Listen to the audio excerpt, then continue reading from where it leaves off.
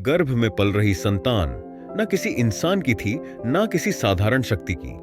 गांव ने कहा यह पाप है, लेकिन एक महात्मा ने कहा यह एक दैवी संतान है।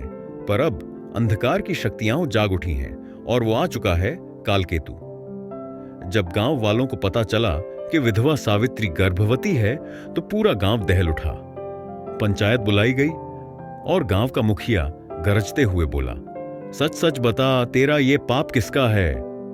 सावित्री ने आंखें झुका ली और कहा, मैं खुद नहीं जानती, मैंने किसी पुरुष को छुआ तक नहीं। भीड़ हंसी, ताने मारे। किसी ने कहा, जरूर जंगल में किसी राक्षस से संबंध बनाए हैं इसने। उस रात सावित्री ने बंदर को देखा और रोते हुए पूछा, क्या तू ही मेरी कोख का कारण है?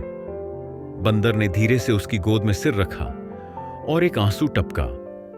उस पल सावित्री को यकीन हो गया था कि यह बंदर एक आत्मा है और शायद उसका प्रेमी भी। अगले दिन गांव में एक महात्मा आए।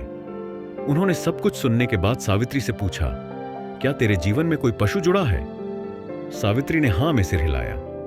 महात्मा बोले, यह कोई साधारण बंदर नहीं, यह एक श्रापित देव आत्मा है। तुझे जो गर्भ ठहरा है वो एक दैवी संतान है, लेकिन उसके जन्म से पहले ही अंधकार उसे मिटा देना चाहता है।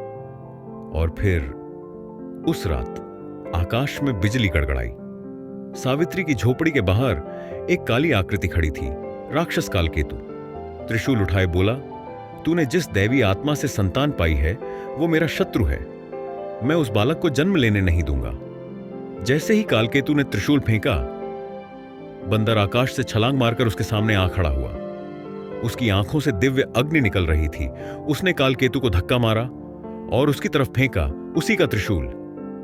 कालकेतु घायल होकर जंगल में भाग गया, पर जाते जाते कह गया, मैं वापस आऊंगा उस बच्चे को मिटाने।